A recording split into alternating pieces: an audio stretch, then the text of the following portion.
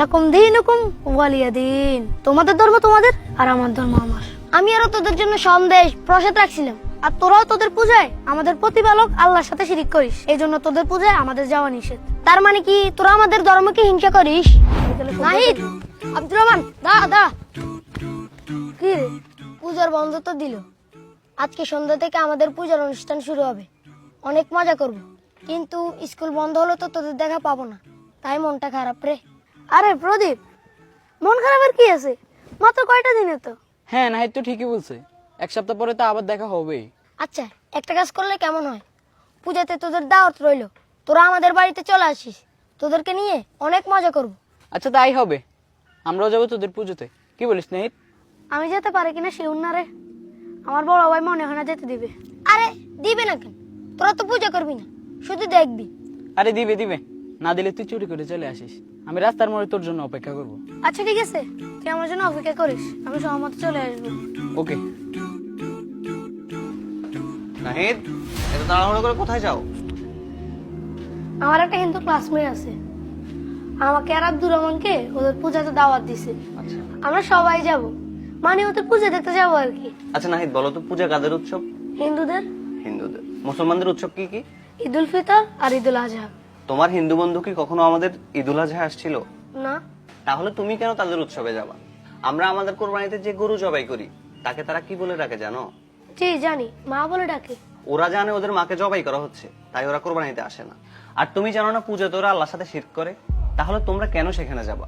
ভাইয়া, আমরা তো পূজা করতে যাব না, প্রদীপ দাওয়াত দিছে তাই যাব। তোমরা পূজা করবে না, সিজদা করবে না, ঠিক আছে, কিন্তু যেখানে আল্লাহর নামে শিরক হয় সেখানে যদি আল্লাহ তৎক্ষণাৎ আযাব অথবা গজব নাজিল করে, তখন কে আযাব গজব দেখবে? তোমরা কি পূজা দেখতে গেছো না পূজা করতে গেছো? মনে যদি আল্লাহর আযাব অথবা গজবের ভয় না থাকে তাহলে পুজোতে যাও, নাইলে যেও না। না না ভাইয়া, কি বলে? আল্লাহর গজবে কেন থাকবো? আল্লাহর গজব কিভাবে সহ্য করবো? এবং সেখানে কিন্তু গান বাজনা হবে, যেটা ইসলামে কঠোরভাবে নিষেধ। আল্লাহকে ভয় করো, মনে রাখবা আল্লাহর সামনে কিন্তু একদিন আমাদের সবাইকে উপস্থিত হতে হবে। তখন কি জবাব দিবা? আল্লাহ যদি বলে আমার নামে এখানে শিরিক হচ্ছিল, তুমি এখানে কেন গেছো, তখন কি বলবা বলো তো? আচ্ছা ঠিক আছে ভাইয়া, আমি যাব না। আচ্ছা ঠিক আছে, যাও, করে যাও। আচ্ছা। নাহিদ, এই নাহিদ, তুই বেটা কালকে আমার সাথে এমনটা না করলেও পারতিস।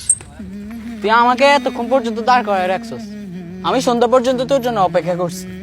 দোস্ত, আমার ভাই আমারে বুঝায় বলছে মুসলমানরা কেন পূজা যাওয়া নিষেধ। নিষেধ? কিন্তু কেন নিষেধ বলতো? তাইলে শুন। নাহিদ, আব্দুর রহমান, দা। কি রে, তোরকে এত করে বললাম পূজা আসতে, তোরা আসলি না কেন? প্রদীপ, সরি রে, আমাদের নিষেধ ছিল। কিসের নিষেধ? কে নিষেধ করছে? আমি আরো তোদের জন্য সন্দেশ, বিভিন্ন রকমের ফল প্রসাদ রাখছিলাম, তোরা আসবি, মজা করব, কিন্তু তোরা আসলি না। এটা হইলো? তা বল, কে মানা করছে আসতে না? আমাদের ধর্মে নিষেধ আছে রে। আমরা যেমন কোরবানি দিয়ে তোদের ধর্মের গুরুত্বপূর্ণ একটা পশুকে জবাই করি, এই জন্য তোরা আমাদের উৎসবে আসিস না।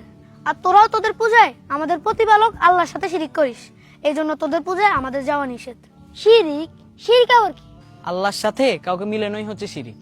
যেমন আল্লাহ ছাড়া অন্য কারো নিকট দোয়া করা, অন্য কারো নামে কোরবানি করা, মানত করা, এগুলোই শিরিক।